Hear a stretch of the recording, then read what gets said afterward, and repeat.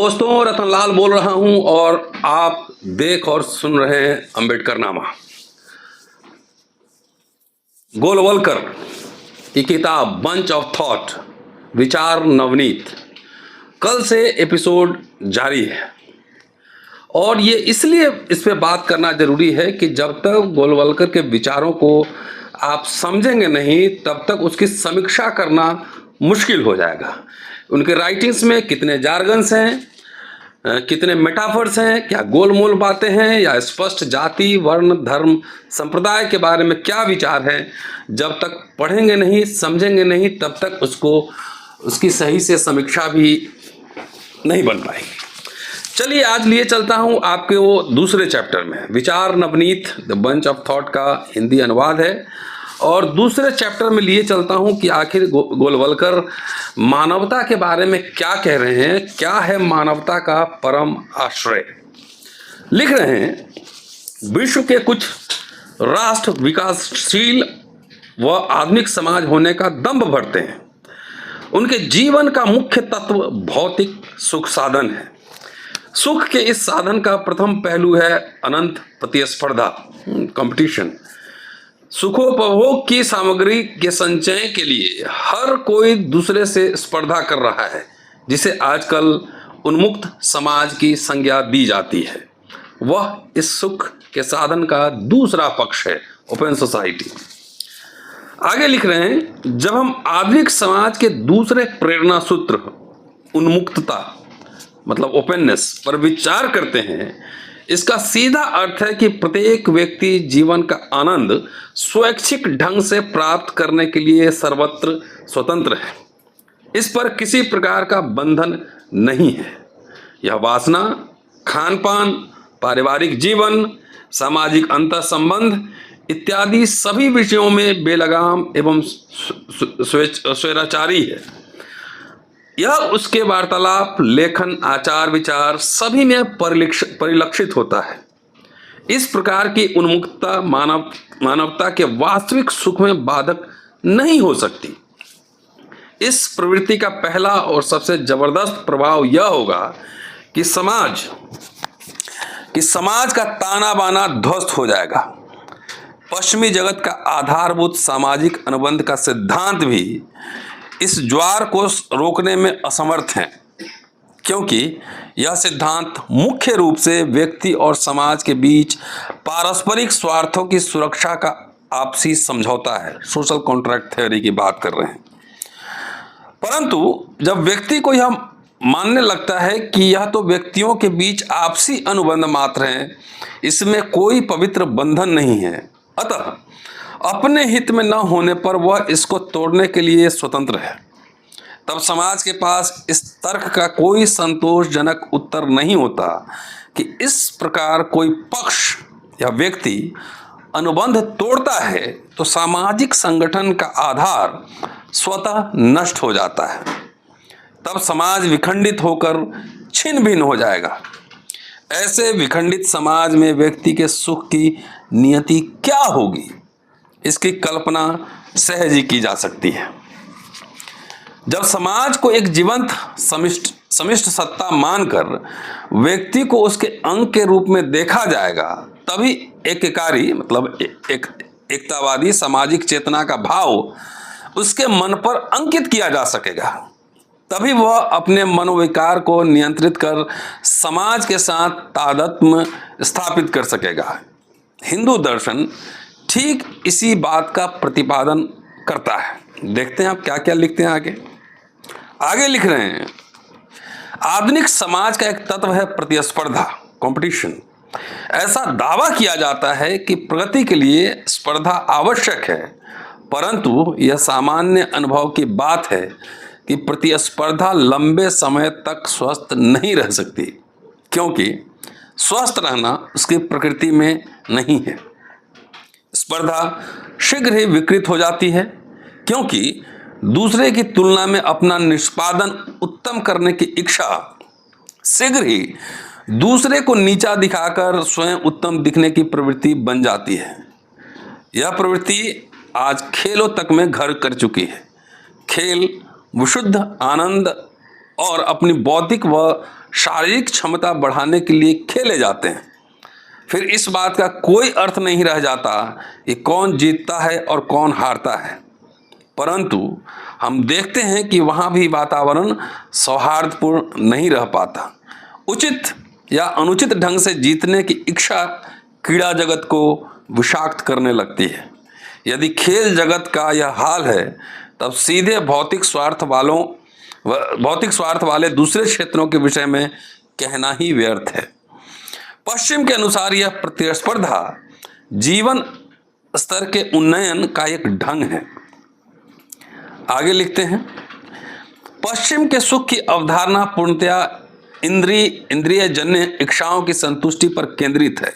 अतः उसके जीवन स्तर को उठाने का अर्थ भी केवल भौतिक आनंद की वस्तुओं को अधिकाधिक जुटाना है, जिससे व्यक्ति अन्य विचारों को छोड़कर केवल इसी में पूर्णतया संलग्न हो जाता है। भौतिक सुख साधनों की प्राप्ति की इच्छा धन संग्रह को जन्म देती है। अधिकाधिक धन प्राप्ति हेतु शक्ति आवश्यक हो जाती है, किंतु भौतिक सुख की अतृप्त क्षुधा व्यक्ति को अपनी राष्ट्रीय सीमाओं तक ही नहीं रुकने देती। सबल राष्ट्र शक्ति के आधार पर दूसरों के दमन व शोषण का भी प्रयास करते हैं, जिससे उनकी तिजोरियां भर सके। इससे संघर्ष व विनाश का जन्म होता है। एक बार यह प्रक्रिया आरंभ हुई कि समाप्त होने का नाम ही नहीं लेती। सभी नैतिक बंधन विच्छिन्न हो जाते हैं। सामान्य मानवीय संवेदनाएं सूख जाती हैं। मनुष्य और पशु में अंतर स्थापित करने वाले मूल्य एवं गुण समाप्त हो जाते हैं। मानव पतन की इसी प्रक्रिया को प्रतिस्पर्धा एवं जीवन स्तरोन्नयन जैसे आकर्षक शब्दों का परिधान बनाया जाता है। अब आगे यहाँ अमेरिका का उदाहरण दे रहे हैं, रूस का उदाहरण दे रहे हैं, चीन का उदाहरण दे रहे हैं। जरा सुनिए और इसकी तुलना करना है कि अभी जो आरएसएस के लोग हैं या बीजेपी के लोग हैं वो आदर्श में जी रहे हैं या सुख सुविधा का लाभ ले रहे हैं, क्या ले रहे हैं, इससे तुलना करना जरूरी है। इसलिए इनके विचारों को जानना जरूरी है। लिख रहे हैं कि अमेरिकी राष्ट्र का उद्भव इन्हीं अमानवीय क्रियाकलापों की भयानक याद दिलाता है। यूरोप के अनेक व्यक्ति भौतिक सुख संपदा की खोज में इस भूभाग में आकर बसे। इस प्रक्रिया में उन्होंने वहां के मूल निवासियों का समूलोच्छेदन कर दिया, मतलब तबाह कर दिया। तथाकथित श्वेत सभ्यों द्वारा किए गए बर्बर उत्पीड़न एवं पाशविक नरसंहार पढ़कर ही रोंगटे खड़े हो जाते हैं। मूल रेड इंडियन कुछ क्षेत्रों में अपने जीवित को बचा सके, वे सिर्फ दिखाने के नमूने भर में हैं। अमेरिका ही इसका एकमात्र उदाहरण नहीं है। ऑस्ट्रेलिया, दक्षिण अमेरिका आदि जहां भी ये पश्चिमी श्वेत लोग गए, वहां अपने पीछे हत्या एवं विनाश की श्रृंखला छोड़ गए। अभी पिछले ही दिनों दक्षिण अमेरिका में श्वेतों द्वारा मूल निवासियों पर किए गए भयंकर अत्याचारों के विषय में सुना है। शायद गोलवलकर साहब को याद नहीं है कि भारत में वर्ण और जाति को लेकर किस किस तरह के विचार रचे गए हैं और किस किस तरह के उत्पीड़न हो रहे हैं, होते रहे हैं। इस पे इन्होंने कुछ टिप्पणी नहीं की है। चलिए बहरहाल आगे चलते हैं। आगे लिख रहे हैं, साम्यवादी रूस और चीन की साम्राज्यवादी कहानी भी ऐसी ही है। भिन्न शब्दावली के आवरण में इनकी समस्त योजनाओं का लक्ष्य जीवन स्तर का उन्नयन है। परिणाम स्वरूप वही प्रक्रिया वहां भी चालू है। भौतिक साधनों का एकत्रीकरण और इसकी पूर्ति हेतु अधिकाधिक संपत्ति संचय, दुर्बल राष्ट्रों पर अतिक्रमण, शोषण व नरसंहार द्वारा अमानवीय भावनाओं के फलक पर शक्ति संवर्धन का खेल खेला जाता है। यदि हम आज के तथाकथित सभ्य और आधुनिक समाजों के लक्षणों का निरपेक्ष भाव से अवलोकन करें, तो श्रीमद् भगवत गीता में वर्णित असुरों के लक्षणों से शब्दतः समानता परिलक्षित होती है। हम इस निष्कर्ष पर पहुंचे हैं कि आधुनिक पश्चिमी समाज की दो प्रमुख विशेषताओं, उन्मुक्तता मतलब ओपननेस एवं प्रतिस्पर्धा कंपटीशन, ने मानवता को सुख और शांति से कोसों दूर ढकेल दिया है। अब हम इस विफलता के कारणों की खोज के लिए एक मूल समस्या की कुछ अधिक गहन विवेचना करेंगे। अब चलिए क्या विवेचना करते हैं जरा देखें। लिख रहे हैं, सर्वविदित है कि सभी प्राणियों का मूल प्रेरक संवेग सुख की खोज है।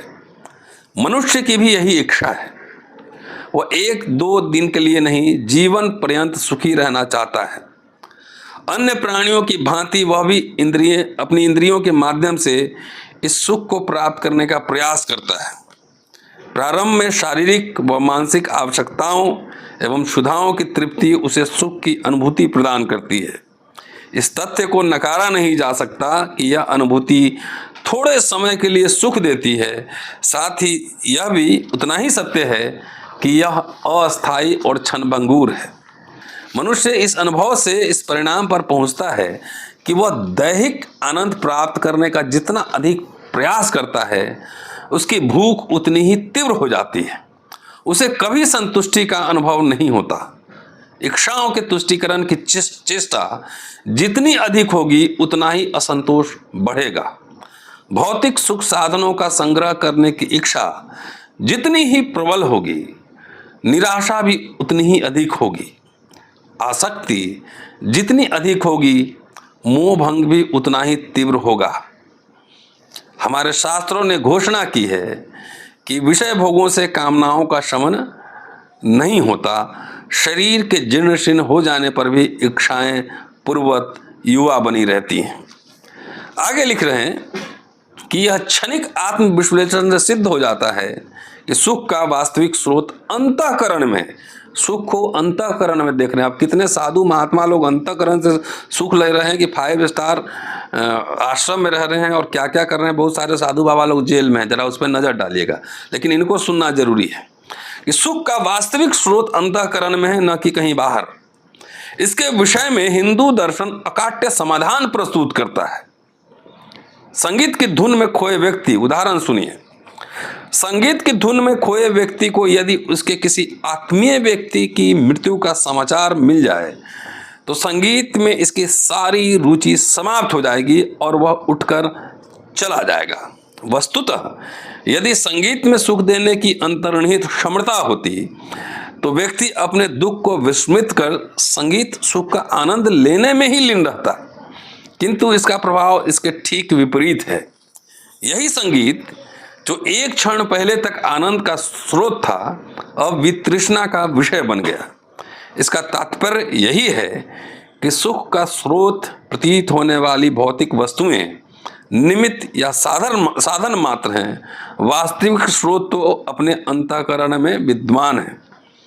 फिर भी हम भ्रम के कारण भौतिक वस्तुओं की चाह करते हैं। यह उसी प्रकार है जैसे कुत्ता सूखी हड्डी को काटता एवं चूसता है।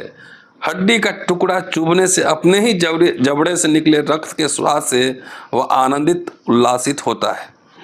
इसी प्रकार भौतिक वस्तुएं हमें सुख देती प्रतीत होती हैं। स्पष्ट है कि ऐसी सुखानुभूति कुछ ही क्षणों के पश्चात समाप्त होकर हमें निराशा व विषाद के अंधकार में धकेल देती हैं। आगे लिख रहे हैं कि अंतःकरण से सुख प्राप्ति का मार्ग अंततः क्या है। थोड़ा विचार करने से ही यह समझा जा सकता है कि किसी भौतिक वस्तु का उपभोग करते हुए भी वह वस्तु उस क्षण मस्तिष्क से लुप्त हो जाती है। निष्कर्षतः हम अपने अंतर्निहित सुख की ही अनुभूति प्राप्त करते हैं, न कि भौतिक वस्तु से उत्पन्न किसी स्पंदन की। इसका स्पष्ट निष्कर्ष हुआ कि शाश्वत एवं घनीभूत सुख की प्राप्ति हेतु हमें वह स्थिति प्राप्त करनी होगी जहां सुख संपादन के लिए किसी बाहरी वस्तु की आवश्यकता न रहे। सामान्य अनुभव की बात है कि अशांत मन कभी सुखी नहीं हो सकता।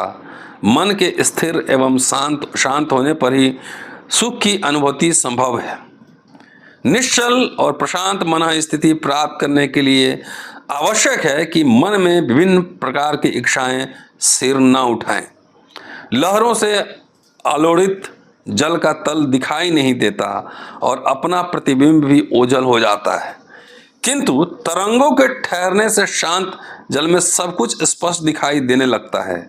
उसी प्रकार जब मन शांत होता है तब व्यक्ति मानव मस्तिष्क की गहराइयों की वास्तविकता के प्रति जागरूक होता है। जब तक मन अशांत रहता है तब तक यह जागरूकता विलुप्त रहती है और इस वास्तविकता की जागरूकता से आनंद प्राप्त हो जाता है। इसका अर्थ इतना ही है कि यदि मन की लहरों को निश्चल किया जा सके तो मनुष्य किसी बाहरी वस्तु की सहायता के बिना भी आनंद का आस्वादन कर सकता है। अब ये सर्वोच्च लक्ष्य के बारे में बात कर रहे हैं कि सर्वोच्च लक्ष्य क्या है। लिखते हैं, जब मनुष्य को इस तथ्य की अनुभूति होती है कि सुख भौतिक वस्तुओं में नहीं वरन उसके अंतःकरण में है, तब उसकी दृष्टि भीतर की ओर उन्मुख होगी और उन पदार्थों का आकर्षण उसके लिए शनय शनय कम होता जाएगा। इस प्रकार वह भौतिक वस्तुओं के आकर्षण से पूर्णतया मुक्त हो जाएगा, वह मुक्ति की परमावस्था को प्राप्त हो जाएगा। ऐसा व्यक्ति भौतिक जगत में सुख की खोज नहीं करेगा, क्योंकि मन को अशांत करने वाली भौतिक अभिलाषाओं के प्रति उसकी लालसा समाप्त हो चुकी है। वह परम संतुष्ट, शांत एवं आत्मतृप्त हो गया है, क्योंकि उसे अपने अंतःकरण में वास्तविक और शाश्वत आनंद का आदि स्रोत मिल गया है। यह सुख सतत एवं निर्बाध है, जिसकी तुलना में भौतिक पदार्थों से प्राप्त सुख महत्वहीन हो जाता है।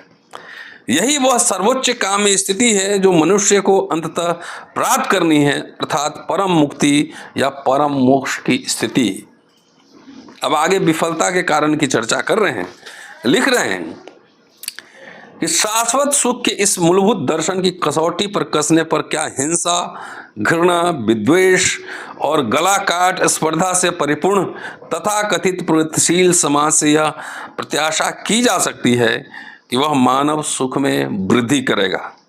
क्या स्थिति मानव मन को शांत एवं निश्चल बनाने में सहायक है? वस्तु स्थिति सर्वथा विपरीत है। कामनाओं को अधिकाधिक उद्दीप्त करने के लिए हर चेष्टा की जा रही है। जब तक इच्छाएं अतृप्त हैं तब तक मन अशांत रहता है। वासनाओं की लपटें अधिकाधिक प्रचंड की जाती हैं और मनुष्य मन इंद्रिय सुख देने वाले पदार्थों के पीछे दौड़ता है। ऐसा मन शांत और निश्चल कैसे हो सकता है? वाह, ये उपदेश सब चल रहा है, लेकिन इनके विचारधारा को मानने के वाले कैसे आज रह रहे हैं, उनकी एक समीक्षा तो जरूर होनी चाहिए। आगे योग मार्ग की बात कर रहे हैं और पतंजलि के बारे में भी चर्चा कर रहे हैं। जरा देखिए क्या कहते हैं। भारत में हमारी साधना का एकमेव लक्ष्य मन शांति प्राप्त करना है। महर्षि पतंजलि ने योग सूत्र में परामर्श दिया है कि किसी सुखी, वैभव संपन्न, सदाचारी एवं पुण्यवान व्यक्ति के प्रति ईर्ष्या नहीं होनी चाहिए, बल्कि प्रसन्नतापूर्वक उसे साधुवाद देना चाहिए। स्वयं प्रेरणा से आत्मोन्नति का प्रयास करना चाहिए। ईर्ष्या स्पर्धा में लिप्त नहीं होना चाहिए। भौतिक सुख की वस्तुओं के संचयन तथा भोग के स्वरूप व परिमाण का निर्धारण करने में मनुष्य को सतर्क एवं विवेकी होना चाहिए, अन्यथा इसकी परिणति दूसरों के सुख के मूल्य पर स्वयं सुखी होने के प्रयास में होती है। इससे अपना मानसिक संतुलन बिगाड़ कर मनुष्य अपना ही सुख नष्ट करता है।